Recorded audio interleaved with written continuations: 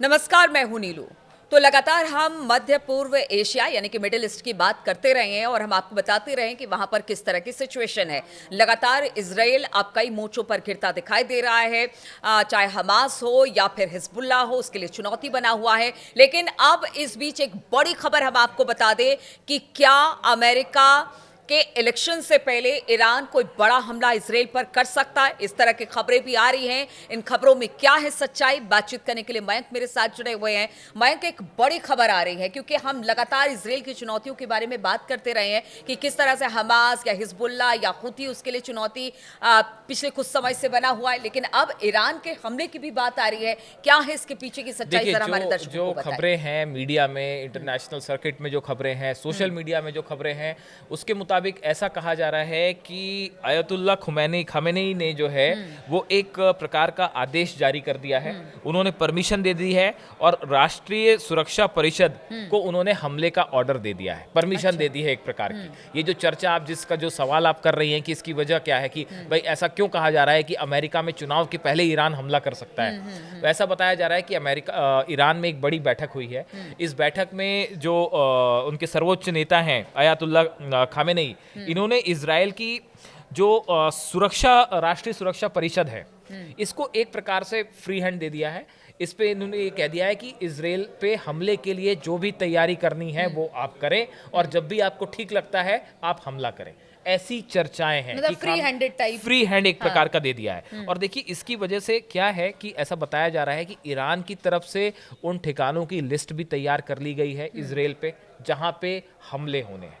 अच्छा। एक बकायदा लिस्ट तैयार की गई है कि अगर ईरान की तरफ से हमला होता है तो कौन से इलाकों पे हमला होगा, कौन से एयर बेसिस हैं, कौन से सेना के बेसिस हैं, कौन से नेवल बेस हैं। और बताया जा रहा है कि इस बार जो है वो, जैसा कि बयानों से सामने आ रहा है कि पिछली बार 180 मिसाइल्स थी, इस बार 1000 के ऊपर मिसाइल्स बताई जा रही हैं कि बहुत ज़्यादा मिसाइल से एक साथ हमला हो सकता है। हम कुछ बयानों का जिक्र करते हैं। इन बयानों से आपको समझ में आएगा कि देखिए असल में ईरान के अंदर हो क्या रहा है। एक कमाल खराजी है ये।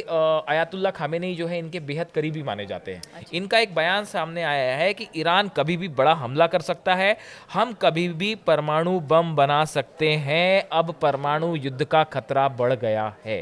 देखिए ये जो कमाल खराजी हैं ये खामेनेई के बेहद करीबी माने जाते हैं और कहा जाता है कि खामेनेई इनसे जो है चर्चा करते हैं हर बड़े मुद्दे पे।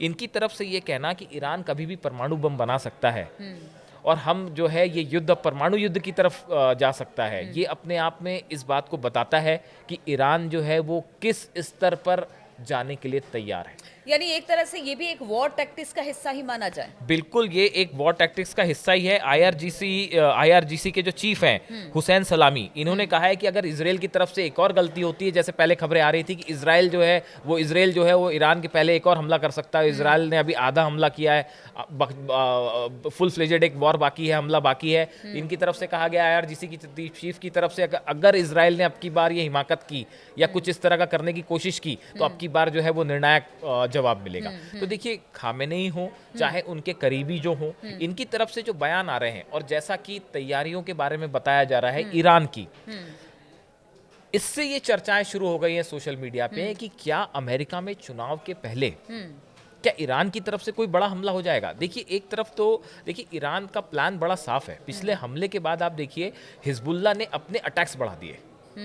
इधर हमास आप देखिए लेबनान की तरफ जो है उत्तरी इजराइल में ये हमले के बाद से हुआ है। जैसे जो इजराइल में जो हमला किया ईरान पे, उसके बाद से जो हिजबुल्लाह है इसने अपने अटैक्स बढ़ा दिए, हमास ने अपने अटैक्स बढ़ा दिए और दोनों फ्रंट पे बड़ा नुकसान हो रहा है इजराइल को। इजराइल के सैनिक लेबनान में मारे जा रहे हैं, टैंक्स तबाह हो रहे हैं। हमास ने भी अभी एक काउंटर अटैक किया बड़ा, जिसमें हमने बताया था कि 15 सोल्जर्स की मौत हो गई है। तो देखिए ये दोनों तरफ से फंसा हुआ है उधर से। अच्छा मयंक, एक सवाल ये भी उठता है कि अचानक जिस तरह से पहले ईरान ने हमला किया, उसके बाद फिर वो बड़े नपे तुले शब्दों में उसने अपनी बात रखी, फिर दूसरी तरफ हिजबुल्लाह हमले कर रहा है, हमास हमले कर रहा है, लेकिन हम देख रहे हैं कि चौतरफा घिरे होने के बावजूद अमेरिका इस वक्त साइलेंस है। सिर्फ चुनाव की वजह से उसकी बड़ी वजह है। देखिए पूरा फोकस इस समय अमेरिका का चुनाव में लगा हुआ है और कमला हैरिस और ट्रम्प के बीच में बड़े कांटे का मुकाबला चल रहा है और जो है बहुत कम वोटों से ऐसा बताया जा रहा है कि बहुत कम मार्जिन से हार जीत हो सकती है। क्रूशियल है बहुत ज्यादा। ऐसे में जो है पूरा फोकस इस समय अमेरिका चुनाव पे लगा हुआ है। यही एक वजह है शायद जिसको लेके चर्चा है कि कहीं ऐसा तो नहीं कि इसका फायदा उठा के ईरान जो है वो चुनाव के पहले ही हमला कर दे। बिल्कुल, और क्योंकि इजराइल को बिल्कुल। अमेरिका ने जरूर रोक रखा है, लेकिन ईरान को तो नहीं रोक रखा और है ना। दूसरी तरफ पुतिन लगातार जो है वो हथियार अपने जो है वो प्रॉक्सीज को देना शुरू हो गया है। हमने ड्रोन की बात की थी, जो एरॉन 2 ड्रोन जो है। तो देखिए, एक तरफ से ईरान हमले को तैयार बैठा है, हिजबुल्लाह से अटैक हो रहे हैं, हमास से अटैक हो रहे हैं, और रूस की तरफ से भी जो है पूरा सपोर्ट मिल रहा है। तो ऐसी स्थिति में एक प्रकार से इजराइल को हराने का एक पूरा प्लान तैयार हो चुका है। बिल्कुल, तो इजराइल को हराने का पूरा प्लान तैयार हो चुका है। अमेरिका में इलेक्शन है, वहां पर फिलहाल इस मामले में और ज्यादा कम से कम 3-4 दिन, जब तक वहां पर मत नहीं गिर जाते हैं तब तक वहां पर किसी तरह से कोई अमेरिका इंटरवीन करने को तैयार नहीं है। लेकिन क्या इसका फायदा ईरान उठाएगा, इस पर लगातार हमारी नजर बनी रहेगी। आप बने रहिए हमारे साथ।